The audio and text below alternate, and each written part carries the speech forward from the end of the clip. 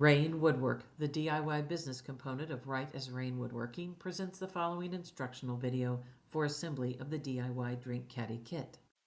Before we begin, please pause and ensure that you have all wooden pieces shown below in your kit.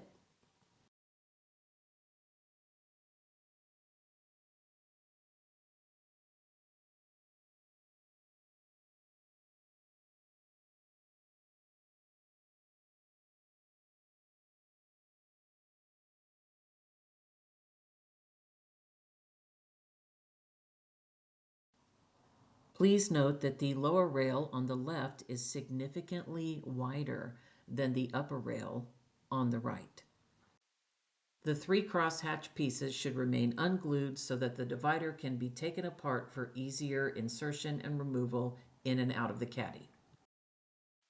And here you'll see some miscellaneous supplies that you'll be using throughout your work on the project. These items are not included in your kit purchase, so please make sure you have them on hand before you start. Hello there, my name is Amy Rayne and I am the owner of Right as Rayne Woodworking. And today I am going to be showing you how to assemble one of these woodworking project kits, specifically the Drink Caddy. So, without further ado, let's go over the pieces that we're going to be putting together today. So, the very first part of this is really the biggest piece. This is the side panel. There are 2 of these. Secondly, we have the rounded handle here. Thirdly, we have the bottom panel. Fourthly, we have the bottom side rails, which are distinguished from the upper side rails because they have this decorative groove along the front, and on the inside they have a deeper groove where the bottom panel will fit, as so.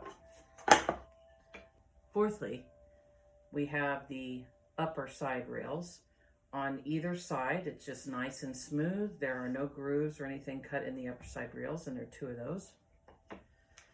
And then moving on, we have a handful of these mushroom plugs. We have the bottle opener. Finally, these are the dividers. These are in 3 different pieces, as so. Next, we're going to briefly go over the tools and some of the hardware that we're going to be needing and other supplies. So, beginning with the power drill. If you do not have a power drill, you can use a handheld screwdriver, Phillips screwdriver. And I have on here a Phillips bit. Next, we have the rubber mallet. We have Titebond 2 glue. It's Titebond 2. Notice the blue label here. The blue label is water resistant and is for interior and exterior use, but the other thing that's so important about it is that it has a fast set time, so it doesn't take as long as some of the other versions with different colored labels of the Titebond glue, wood glue. Next, we have a pair of safety glasses here. Safety is always first. I'll take a moment here to say that whenever you are putting any of my kits together, anytime you use a tool that has a button that turns it on, a power tool, I suggest that you always wear a pair of safety glasses because you only have 2 eyes and you need to protect those. Have something called a tack cloth. It looks like this and will be very handy in wiping off sanding, wood particles, and dust, and a ruler or a tape measure. I have here also just a regular cotton cloth here, and this is for just wiping up excess glue. So that's what this is for. And then a little woodworking tip here relating to the glue. Whenever you're using glue over and over, sometimes this top here can get a little stuck. It didn't get stuck there because I'm always careful to clean off the edge of it here, the tip, so the glue doesn't harden up and just kind of glue it shut. but sometimes you just can't help that. So I take a pair of needle nose pliers, put them right under here, and just pop that right up. Everything here, all of these supplies can be found at your area big box store for hardware or your small business hardware stores.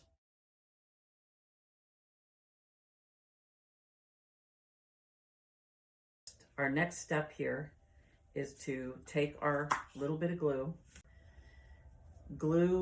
Wood glue, the way that it adheres one piece to another is this very thin layer of glue between both pieces. But I just recommend when you start gluing something, just control how much is coming out of the tip of that as much as possible. Another way that you can do this is to have a Q-tip or, you know, a small little paintbrush if you wish, to apply that yourself in small concentrated areas, and that will help you to control how much is actually going into those pockets for this project. So here we go. I'm going to go ahead and just put a little bit of this into each of these pockets like this. So I'm going to use my finger here to just kind of make sure I coat, just kind of push that glue around, make sure it's on all the surface there of these pockets. And be careful not to get any of the glue into the groove. At this groove here at the bottom, we don't want glue in there. We're only putting glue in these little pockets here on the side. I'm going to use my cloth to just wipe my finger off. And now we are ready to insert our pieces. Now the reason that we are putting glue in here is not to permanently hold these pieces in place. We're going to screw them in place here in a little bit.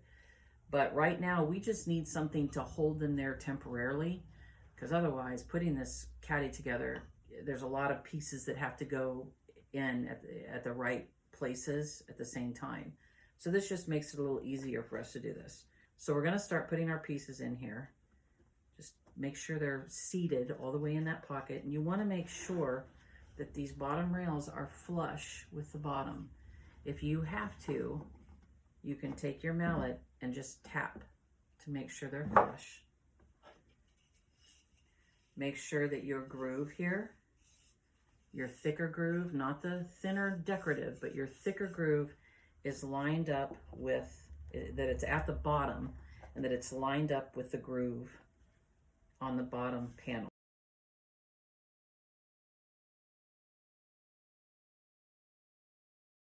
And give this a little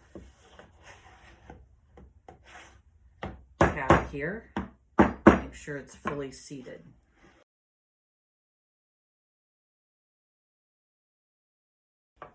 Next up, we're going to put our upper side rails in. These, as I mentioned earlier, do not have any grooves in them, so they can go in either way. Just fit them in, and again, you'll have to kind of jiggle them in there, but make sure they're fully seated like that. And again, for extra precaution, I'm going to give that a little tap. And finally, we have our handle piece. So again, I'm going to put a little bit of glue on the circular pocket here.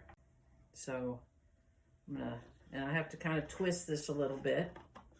And we want to make sure that that's, when we go to put our second side panel, that all these pieces are as straight as they can be. And then after this all dries, this piece will be inserted on this side. But right now, we're just going to let everything dry a little bit. Don't forget to close your glue. And it's just good practice, as I do, to wipe off the top so that it doesn't all dry on there later. But again, if you do forget, a pair of needle nose pliers will take care of that. All right, now go get yourself something to drink or whatever you need to do, and come back here in about 15 minutes, and then we'll get started on the next part of the assembly process. A few moments later. So here we are 15 minutes later, and our glue has already begun to set. And as I mentioned earlier, we just want it to have a temporary bond. We're just kind of tacking it together so that everything will hold in place when we go to put our other side piece on, which we're about to do. Before we move to the next step, I will say that if you realize that you put any of these pieces in the wrong orientation, it's not hard to just kind of put a little bit of pressure on this and snap it away. Remember that this glue, while it's very strong on its own, we've only got a very little bit in there, and it's only intended to keep these things in place, to make it easier to assemble the other side panel and the bottom piece. So it's okay. If you made a mistake, that's the thing about woodworking. There's lots of ways to fix the mistakes, and so just kind of jiggle that free and then re-glue it and give it another 15 minutes or so to set, and then come back in. Now the 15 minutes, when I talk about set time, that is not the complete dry time for the glue. We just want it to dry and set enough that it's not wet anymore and it's holding things where they should be. Before we put our side panel on, we're going to put our bottom piece in. And the bottom piece is going to slide right into those grooves. Again, you'll probably have to move some things around a little bit to get it to do that. And it will fit in those grooves right into the groove down here at the bottom of the side panel, okay? So make sure that it goes into this groove. And you, on this side panel, I'll show you here, it's right down there. And when that happens, you're gonna have a little bit sticking up right here, right here. And we want that little ledge because that is going to fit into the bottom of this panel when we put the panel on top. Now you do not have to glue in the bottom panel. We don't want to do that. We want to let that, it's called just like a floating panel. We want it to just fit into the grooves that go all the way around the edges here, but we don't want it to glue in. So now we've got our panel in there, and we're gonna put a little bit of glue in here like we did the first time. Just a little bit of glue here, not much, and just kind of spread it on there like we did before in those little pockets. Gonna do the same for the circle pocket here for our handle. Again, just being mindful of how much you're squeezing in there, because if you can keep from having it squeeze out onto the wood around it after you put it all together, that's the best. Less cleanup. Flip it over, and you're just gonna attach that right on there. You may have to move some things around a little bit, manipulate stuff, but just be gentle with it. When you hear stuff kind of pop into place like that, then you know it's doing what it's supposed to do. Use our mallet to tap things together. Again, making sure that nothing is sticking out down here. So if you have to, tap your mallet in there to make sure all those edges are flush with the bottom of the side panel. And so here you have your caddy all assembled. Okay, so we're coming together. Look at this. We've got something that's starting to look like a drink caddy, eh? We want to kind of just make sure everything's all square and that it's sitting right. You don't have anything cattywampus like this. And then the next thing I want to have you do is take your tape measure, and I want you to measure from one side to the other. You want to make sure that the distance from here to here, here to there, and there to there is the same all the way up.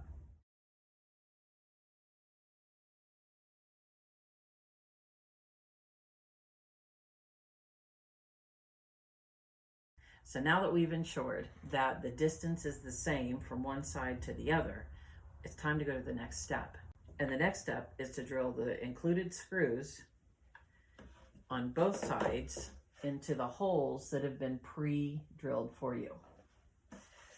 So turn this on its side here. The way I'm going to do that is to use a variable speed cordless power drill for that. The more I press on this trigger, the faster it goes. Did you hear it revving up as I put more pressure on the trigger? I'll do it one more time so you can hear it.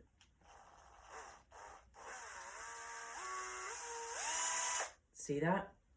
So I can control, to some extent, how fast this drill is working to turn the bit, which turns the screw and drives it into the opening that I want it to go into. The good thing about being in control of that speed and that force is that I can slow it down when the screw is getting to the place where it's almost completely inserted. I don't want to use the fastest speed possible to just drive that screw in as hard as I can, so that at the end, when it's almost all the way in, it just drives in a little further than I really wanted it to go. That creates the potential for your wood to split, because there's some force now that's being applied to the wood from that screw being rammed in basically too far. And so we want to slow down our speed when we get closer, and remember to just let off of that trigger right when it gets as close as it can get. So I have pre-bored all of these holes for you. So not only did I create the pocket that the screw is going to go into, but I have pre-bored a hole on each of these on both sides that goes into the side piece here. You can't see it, it's on the inside, but it has basically cleared an opening for this screw that's just a little bit narrower than the screw itself. So the threads on the screw can grab into that wood and it has a place to go. The reason why pre-bored holes are important is because it allows the screws some space to go into the wood without applying pressure on the wood, other than for the hole to be not quite as wide as the screws so that the threads can just grab onto the wood as it turns into the wood, but it won't just ram in there where there's really nowhere for it to go. And there are certain woods, like softwoods especially, such as pine, which is what we're using for this kit, that have a tendency to not be able to handle the resistance that's applied between the screw and the wood when the place where the screw is going into has not had a pre-bored hole done first. So I've gone ahead and done that for you. Now you can, and if you don't have a drill or don't want to use a drill for this project, you can use a screwdriver for that. It's just going to take a little more hand power, you know, but you can go ahead and do that. Nothing wrong with that. Some screwdrivers have a ratcheting mechanism in them, so you don't have to do this wrist turning work. But it's totally okay to do that, and it's actually safer to do it in terms of not putting too much pressure on the wood. You just want to get that screw all the way down into that hole so it goes as far as it should go. And there we are. So we just did that with a screwdriver. We didn't need our power drill for that at all. Now, before we begin drilling our screws into our side panel, there's a very important step that we want to make sure that we don't forget, and that is to put on our safety glasses. Now, while it may seem like a drill is a very harmless piece of equipment, and why would we need to wear safety glasses for that, I'll tell you why. Sometimes wood can splinter, things can fly off into the air that you didn't expect, and there's sawdust and other types of things. Debris can just sometimes wind up being thrown from the spot where the drill is turning, and you want to make sure that you got something protecting your eyes if that happens. I have my glasses on, and now I'm ready to drill the screw in to the pre-bored hole. I'm going to start slow and maintain a slow speed, and I'm not going to drill it all the way in. I'm going to stop right before the end, and I'm going to hand turn with the screwdriver the rest of the way. First I'll do this next one, and then I'll hand turn both of them in.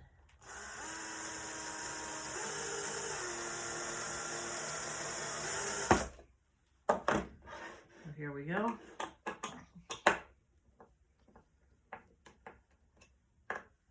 And that way I can keep from accidentally over tightening with the power drill. Although if you're very careful with the power drill, you can still do it this way and not over tighten. But this is a less risky way to tighten things up like that. So there you have it. Insert your screws on both sides, this side and on that side. And then we'll pick it up from there when we're done. So now that this part of the assembly process is done, you can see why, I hope, that these side pieces, we really only use the glue from the beginning just to barely hold them into place to get the whole thing assembled. The screws are actually what's holding all of this together. That's also why we didn't have to put screws on the handle, because there's enough force here holding this together that it's not going to come apart. The next thing we're going to do is we're going to put these little mushroom plugs right here, and it's going to go into each of these holes like so, but we're going to put a little glue on there first before we really pound those in. I got the Titebond 2 glue. We're going to use this again, and I tried to pull the lid, but it's a little too tight. So I'm going to use these pliers, insert them right there. You see that? Opened it right up. So this might be a little easier if you have a little paintbrush or like a toothpick or something to put the glue on, but I'm going to use it this way. We're not going to squeeze it into the holes. We're just going to put a little bit here onto the side. Put a little bit on there and just work it around the sides like that, see? And you just push that right in. Now I'm going to use my rubber mallet. I'm going to really bang it in there, just like that. We want it all the way in. So I want you to do that on both sides, and then we'll be just about done. Now that we've got all of our mushroom plugs glued in, the next step in the assembly is if you indicated that you wanted to have a bottle opener attached to the side. So for this, there are 2 pre-drilled holes that I have done for you right there on one of the sides. So you just have to look on whichever side has the pre-drilled holes. So it's easier to put this on when this thing's on its side, so you can turn it on its side. And I'm going to go ahead and use the screwdriver for this to hand tighten. And just line the openings up with the pre-drilled holes.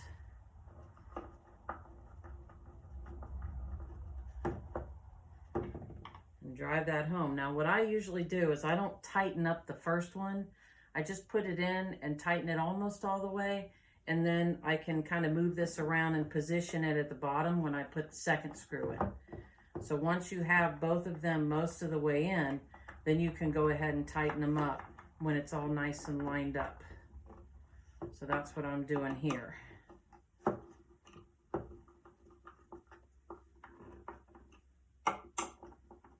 And again, there's no need to over tighten it. No need to over tighten. And we have our bottle opener on the side, if that was something that you indicated that you wanted those holes pre-drilled. But there you have it, and then you have your 3 divider pieces, which, you know, is kind of self-explanatory. You put them together like so, like that, and then they just slide right into, and they just slide right into the side here, like that. And there you go. And there you have it, folks. Your Drink Caddy is completely assembled, and I want to say that it was a lot of fun doing this video to show you how to do it. Thank you so much for your support in purchasing one of these Drink Caddies for me, and I hope that it gives you a lot of joy and that people are just talking about it, and you can say you built it because you did. And one more thing, now is for you to finish it. If you want to stain it or paint it, or just put an epoxy over this, like a clear epoxy, and have it be this color, or finish it with some kind of an oil, you can do that too. So whatever you want to do, it's up to you. And thank you so much for supporting my business.